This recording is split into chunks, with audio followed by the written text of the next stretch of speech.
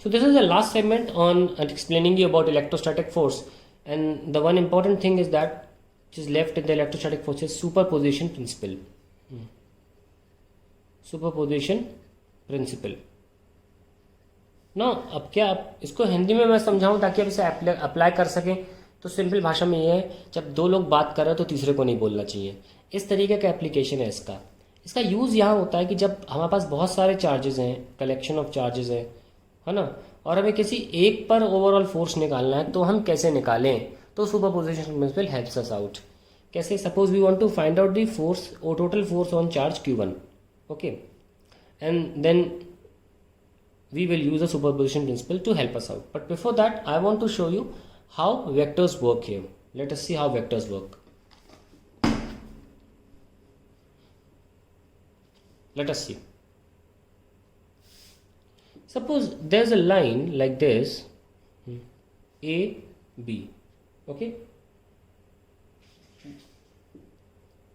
So how do we write this vector? ये point A B, we write like this, A B vector, ऐसे। और जब ये vector खुलेगा तो कैसे लिखा जाएगा? बी माइनस ए, ये ऐसे लिखा जाएगा। यानी कि लिखते कैसे हैं? इनिशियल पॉइंट हमेशा टेल होती है वेक्टर की, हमेशा इनिशियल पॉइंट टेल होती है और उसकी एंड पॉइंट एरो है, हेड। तो लिखते वैसे ही हैं, पर जब हम इसे सॉल्व करते हैं तो बी माइनस ए लिखते हैं। पर कोई भी वेक्टर जो है, सपोज हवा में है, तो वो अपने आप में ओरिजिन से जुड़ा हुआ है, और ओरिजिन से ही हर किसी की पोजीशन देखी जाती है। ओरिजिन माँ होती है, हर किसी वेक्टर की ओरिजिन से ही पोजीशन देखी जाती है। तो इसीलिए एक वेक्टर की पोजीशन को बोलते हैं पोजीशन वेक्टर। तो अगर मैं इस पॉइंट को जैसे कि मान लीजिए 1,2 बोला हमने, 1,2, तो 1,2 लिखने का वेक्टर में तरीका क्या था भाई? 1 है तुम्हारा एक्स एक्सिस का है तो हम लिखेंगे 1i, और 2 तुम्हारा वाई एक्सिस का है तो हम बोलेंगे 2j। और 1,2 बार बार कौन लिखता है? तो सारा 2 लेटर लिख रहे हो, कॉमा भी लगा रहे हो, इसकी जगह पर हम लिख सकते हैं सिंपली r वेक्टर, है ना। और क्योंकि 2 पॉइंट हैं तो हम अभी के लिए एक सफिक्स यूज़ कर लेते हैं r1, तो हम इसके लिए r1 यूज़ कर लेते हैं, है ना। हम इसके एरो पे भी r1 लिख सकते हैं ऐसे, हम इसके हेड पे भी r1 लिख सकते हैं। जानते हो क्यों? क्योंकि ये 0 है। जैसे कि अगर ये पॉइंट ओरिजिन होता तो हमें a लिखने की जरूरत नहीं थी, हम b से काम चला लेते, क्योंकि 0 है ना ये तो। क्योंकि जब तुम b माइनस 0 करोगे तो b तो बचेगा। जब कोई चीज़ ओरिजिन से चालू होती है तो हम फिर 0 r1 नहीं लिखते ना, इसलिए हम हेड पे भी r1 लिख सकते हैं और एरो पे भी r1 लिख सकते हैं। तो ऐसे ही अगर मैं यहाँ पे ले जाऊँ और ये दूसरा पॉइंट है, इसको हम बोलेंगे r2 वेक्टर, तो हम इस पे भी लिख सकते हैं क्योंकि ओरिजिन है। अगर ये ABCD कुछ होता तो लिखना पड़ता AR2, ठीक है। तो अब बताइए इस कॉन्सेप्ट के हिसाब से इस एरो पे क्या लिखोगे तुम? इस एरो पे क्या लिखोगे? वैसे इस एरो का नाम क्या होगा? R1 R2, ऐसे होगा ना, होगी। ये टेल है और ये हेड है। लेकिन जब खोलोगे तो क्या लिखोगे? R2 माइनस R1, ऐसे लिखोगे ना। ये आ गया। यस और नो? तो ये तरीका है वेक्टर्स को लिखने का। या R1 R2 की जगह हम ये भी लिख सकते थे R12, पर खोलेंगे कैसे? R2 minus R1। ये बात बहुत इंपॉर्टेंट है, ध्यान रखें इसको, ठीक है। नाउ लेट्स टेक 2 चार्जेस, क्योंकि फोर्स वेक्टर क्वांटिटी है ना, तो वेक्टर फॉर्म में लिखना आना चाहिए।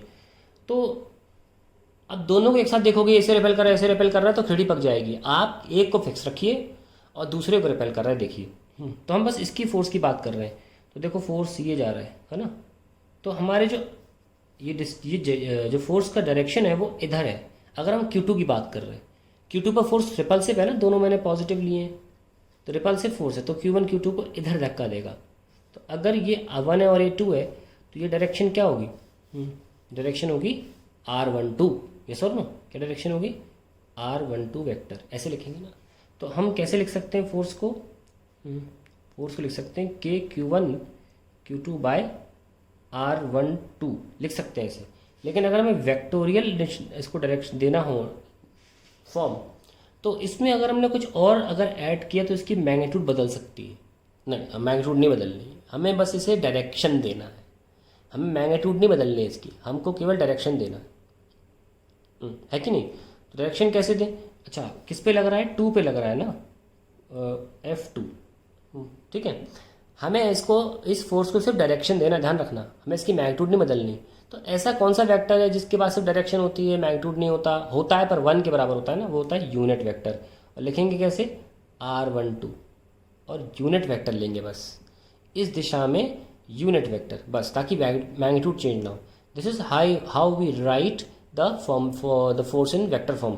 हालांकि इसको हम आगे भी ले जा सकते हैं, Q1 Q2 R12, और वी कैन राइट R12 ऐसे, और फिर मैग्नीट्यूड, है ना।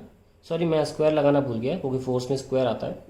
सो we have K Q1 Q2 upon R12 का क्यूब R12 वेक्टर।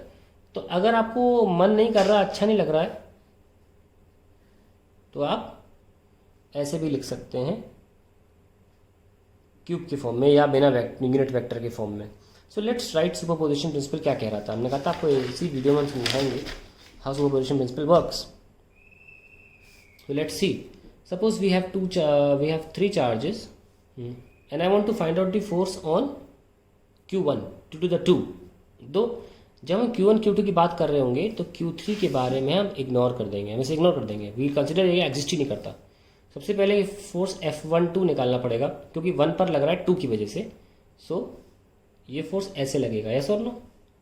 तो कैसे लिखेंगे, K Q1 Q2 upon R21,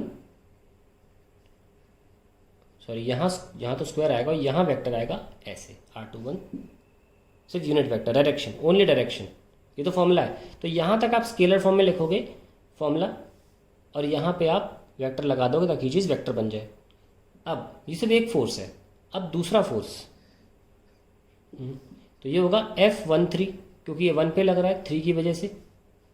ठीक है, तो क्या लिखेंगे, K Q1 Q2 upon R31 square.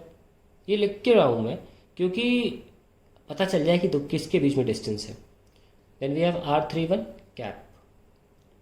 So now we have 2 forces and there must be an angle between them which we can easily find out. क्या हमें दिया रहेगा, या हम आसानी से पता चल जाएगा कि सपोज हमें इक्विलैटरल ट्राइंगल दे दिया, और इक्विलैटरल ट्राइंगल के वर्टेक्स पर 3 चार्जेस रखें, तो हमें 60 मिल गया ना। तो एंगल नॉर्मली हमारे पास होता है, तो हमें एक फोर्स, ये हमारे पास फोर्स आ गया, and the net force can be found out using by the vector sum of the 2।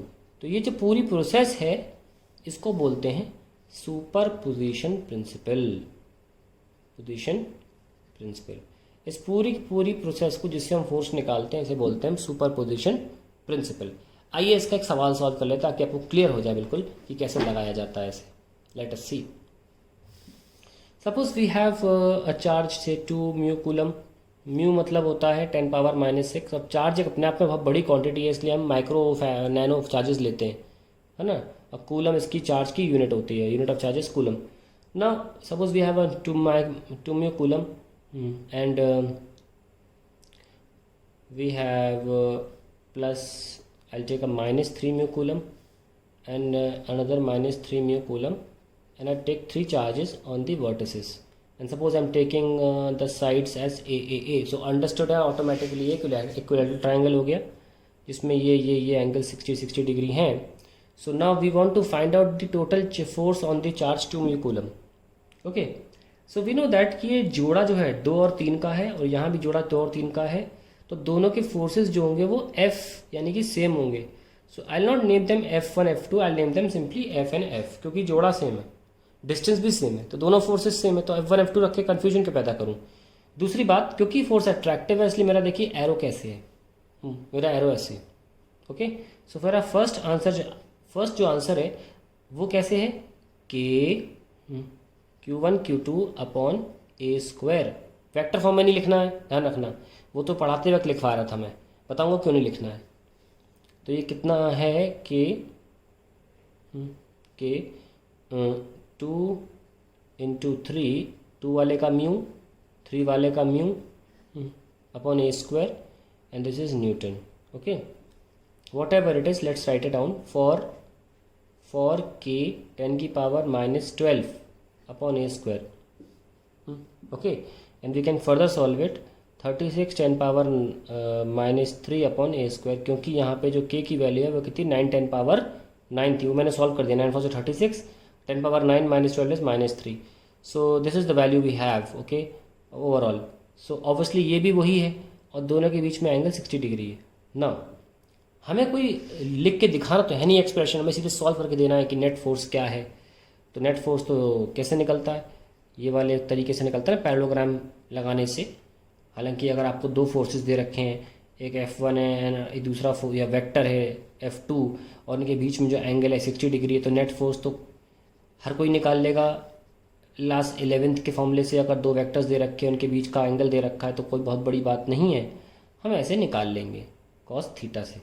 So let's write the, सो ये क्या है f², दूसरा भी f था ना f², दोनों सेम है, 2f² into cos 60। So we have f² और cos 60 1/2 होता है, 2 से कैंसिल हो गया तो 3f², and finally we have f√3। f ये सॉल्व किया हुआ है मेरे पास, that is 0.036 upon a² into √3, that is the final answer.